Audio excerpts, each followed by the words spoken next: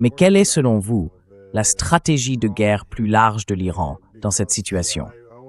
Parce que j'ai aussi été un peu surpris par les cibles civiles, aéroports, hôtels. Le ministre des Affaires étrangères a dit qu'ils avaient attaqué des hôtels parce qu'ils hébergeaient des troupes américaines. Mais malgré tout, j'ai vu beaucoup d'autres cibles civiles qui ne correspondent pas vraiment à cette explication. Cela correspond davantage à votre analyse selon laquelle il s'agit de provoquer de la douleur. Mais ils sont passés directement à la fermeture du détroit d'Ormuz. Ils ont attaqué des navires, je crois 4 pétroliers jusqu'à présent, si je compte bien. Alors, quelle est la stratégie de l'Iran maintenant? Je veux dire, si vous vous asseyez avec les planificateurs militaires, que pensez-vous qu'ils diraient?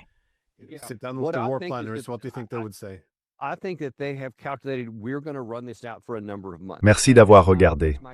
Nous sommes tous engagés. Nous allons donc mettre fin à tout ce que nous avions annoncé que nous ferions. Les choses que vous ne croyez pas que nous ferions. Et j'en ai assez. Après 47 ans à subir ce genre de traitement, de leur point de vue, c'est terminé. Les nouvelles règles sont donc en vigueur et vous allez devoir vous y conformer. Vous allez enfin goûter à une partie de la douleur qu'ils ont endurée. Je pense qu'ils considèrent cela comme une véritable crise existentielle. Il me semble que dans leur conseil, ils ont dû calculer qu'ils allaient en souffrir gravement, sans aucun doute, mais qu'ils auraient une chance d'obtenir un résultat positif à la fin, à savoir vider les États-Unis de leur substance.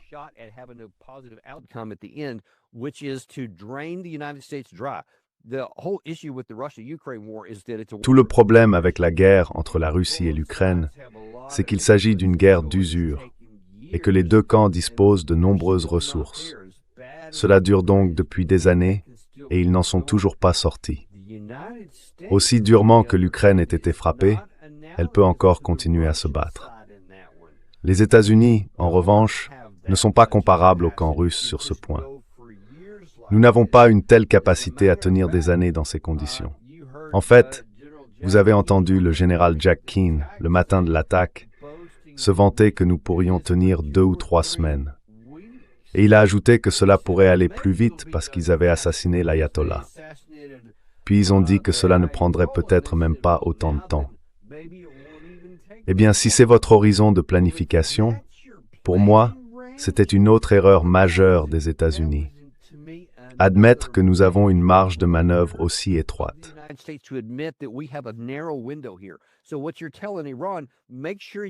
Donc ce que vous dites à l'Iran, c'est « Assurez-vous d'étaler cela sur plus de 3 semaines, parce que nous allons avoir beaucoup de mal à maintenir suffisamment d'essence pour nos avions, des balles et des bombes pour nos avions, les missiles de défense aérienne, les missiles offensifs, les missiles d'attaque, tout ce genre de choses. Nous n'en avons tout simplement pas assez pour soutenir une campagne indéfinie ici. Nous ne les avons pas. Et quel que soit le nombre dont dispose l'Ukraine ou l'Iran, ils sont eux aussi limités. Donc ce n'est pas comme s'ils pouvaient continuer pendant des années non plus. Mais ils peuvent tenir plus de 3 semaines, je pense. Ils ont calculé cela. Et quand vous voyez ces vidéos de plus en plus nombreuses venant d'Israël, vous voyez ce que je craignais et ce qui me met en colère maintenant à propos des pertes humaines aux États-Unis.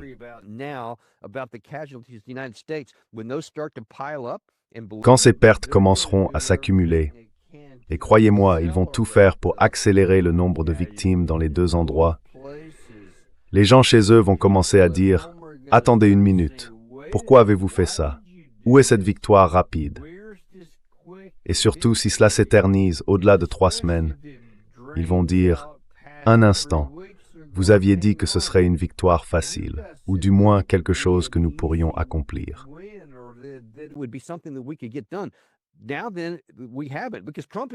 Maintenant, Trump dit « Et peut-être qu'en 3 jours, nous pourrons avoir un cessez-le-feu ou une négociation. » Mais que se passe-t-il si c'est le 4e jour, le 5e jour, et qu'il n'y a toujours aucun signe? Les bombes et les missiles continuent de tomber du côté iranien, et maintenant ils commencent à frapper davantage de cibles. Nous commençons aussi à manquer de missiles de défense aérienne. S'ils se mettent à lancer vague après vague, 300, 400 à la fois, de ces drones Shahed, on dit qu'ils en ont des dizaines de milliers, et ils pourraient continuer ainsi pendant longtemps. Nous ne les avons même pas encore vus, du moins pas à grande échelle. Nous n'avons vu qu'un plus petit nombre de drones traverser les défenses américaines. À Bahreïn en particulier, il existe une vidéo bien connue à ce sujet.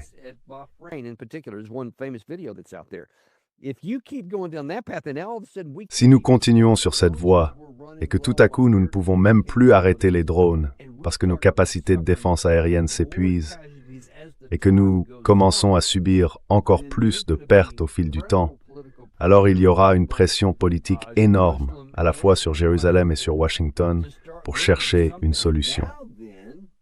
Maintenant, si vous me demandez quel était leur objectif global, je pense du côté iranien, c'est de provoquer tellement de souffrance que nous revenions la tête basse, en quête d'un règlement négocié bien pire pour nous que celui qui était sur la table la veille, proposé par le ministre omanais des Affaires étrangères. Ces accords sont désormais perdus. Ils ne reviendront jamais avec des conditions aussi avantageuses.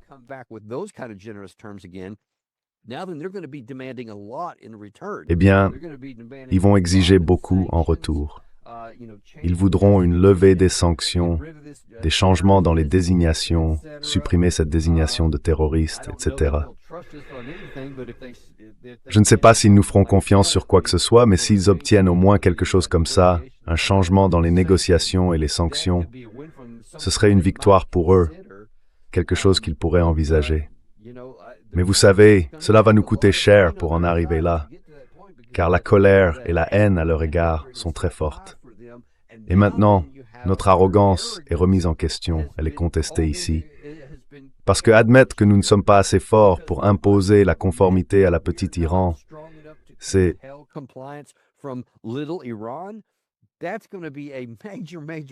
va être un énorme, énorme problème pour notre camp. Quelque chose qu'ils ne feront pas facilement. Et cela sera âprement disputé entre tous ces assoiffés de guerre et bellicistes qui ont adoré tout ça et suppliaient Trump de le faire. Et il a fini par céder. On peut imaginer qu'ils continueront à pousser. Et bien sûr, ensuite, ils blâmeront Trump s'il accepte quoi que ce soit de ce genre, en disant « Oh, il n'avait tout simplement pas l'endurance, il n'avait pas le courage ni la force de continuer. On aurait dû rester. » Tu sais, ils accuseront tout le monde sauf eux-mêmes, puis ils regarderont le désastre, ce qu'ils ont obtenu, ce qu'ils voulaient, combien cela nous a coûté. Mais il y a beaucoup en jeu ici. C'est un peu comme ça que je vois les choses évoluer, ce qui veut dire que beaucoup plus de gens vont mourir et que beaucoup plus de choses vont exploser.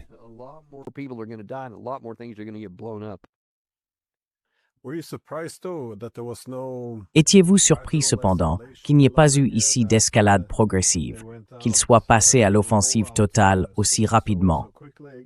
Je veux dire, nous ne sommes qu'à la fin du deuxième jour, et tous ces pays ont déjà été touchés. Le détroit d'Ormuz, des cibles civiles. Comme vous l'avez dit, ils y vont à fond. Cela vous a-t-il pris par surprise?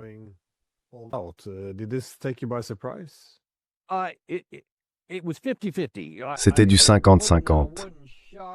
Je n'étais pas choqué, mais je n'étais pas complètement d'accord non plus. Je ne pensais pas qu'ils iraient aussi loin. Comme je l'ai dit, ils sont allés un peu plus loin que ce à quoi je m'attendais, mais c'est logique. C'est ce que j'aurais fait. D'après leurs 47 ans d'histoire, je ne pensais pas qu'ils le feraient. Je pensais qu'ils iraient plus fort que pendant la guerre des 12 jours. Je pensais qu'ils attaqueraient les bases américaines, et j'estimais qu'il y avait une chance sur 2 pour le détroit d'Ormuz. Je pensais que ça pourrait être une tactique de négociation. Très bien, on va intensifier les choses. Mais il me semble maintenant, d'après les éléments disponibles, que lors de leur discussion interne avant le début de tout cela, ils ont décidé que non, ils iraient à fond. Si les États-Unis et Israël déclenchent cette guerre, ils s'y engagent totalement. Donc je pense maintenant que leur calcul est simplement qu'il n'y aura plus d'escalade. C'est la situation finale.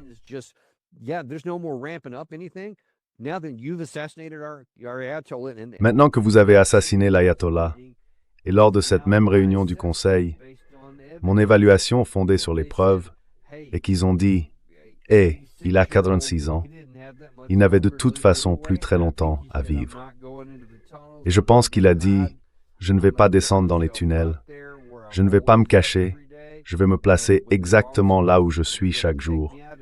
Et quand les bombes tomberont, elles m'emporteront à ce moment-là. Servez-vous de moi comme d'un martyr et utilisez cela pour rallier les gens dans notre pays et dans d'autres régions du chiisme. » Et il semble que cela fonctionne, du moins pour l'instant. Je l'ai constaté, j'en ai parlé à une personne, et j'ai lu qu'un ami à moi avait interviewé un autre Iranien qui était farouchement opposé à l'ayatollah et avait manifesté contre lui par le passé. Et ils ont dit, « Écoutez, vous nous mettez dans une situation terrible. »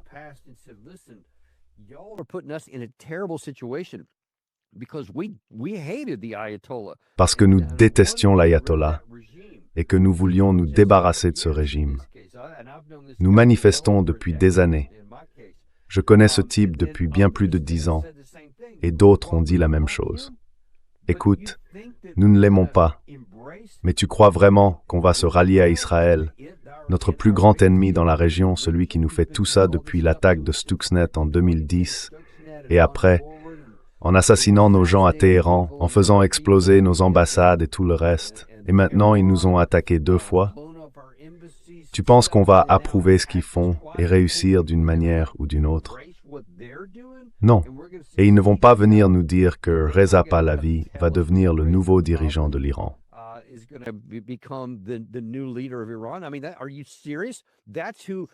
Je veux dire, tu es sérieux.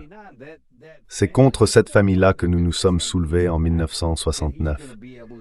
Il n'y a aucune chance qu'ils le reprennent, qu'ils puissent diriger une quelconque coalition en Iran. Du moins, c'est mon avis. Ils sont en colère contre Israël, donc ils ne vont pas l'adopter. Si notre idée était de semer assez de chaos et de blesser la direction iranienne pour qu'ils se soulèvent parce qu'on a tué un tas de leurs gens et fait des trucs, et que ça se termine par « Youpi, bravo pour nous », c'est absurde. Lindsey Graham, lui, c'est le plus grand partisan de cette approche. Je pense qu'ils sont en colère contre lui aussi.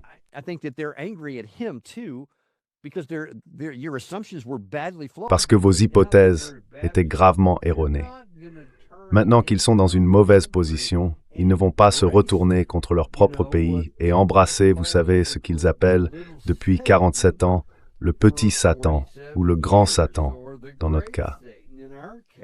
Donc je pense que, peu importe les propos étranges qui sortent de la bouche de Trump, du genre « Oh, ces grands et merveilleux habitants de l'Iran, vous savez, nous avons hâte de les accueillir. » Parce qu'ils ont dit « Écoutez, nous savons que c'est le même genre de langage que vous utilisez avec tout le monde. Vous avez dit ça à propos des gens de Libye, vous l'avez dit à propos des gens de Somalie, vous l'avez dit à propos des gens d'Afghanistan, d'Irak, etc. Vous dites toujours ce genre de choses, puis vous vous retirez dès que la situation devient désagréable. »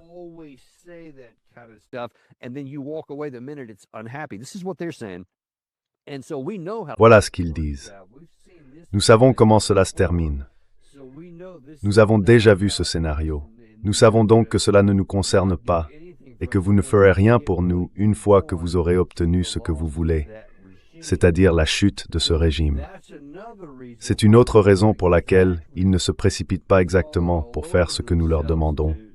En gros, devenir nos bottes sur le terrain afin que nous n'ayons pas à envoyer une armée. Je pense qu'ils disent, oui, vous voulez une armée? Amenez une armée. Si vous voulez intervenir et faire tout ça, faites-le. Ne nous demandez pas de mourir en grand nombre sur le terrain simplement parce que vous ne voulez pas envoyer une armée. D'ailleurs, on ne vous aime même pas. Cela complique aussi notre stratégie.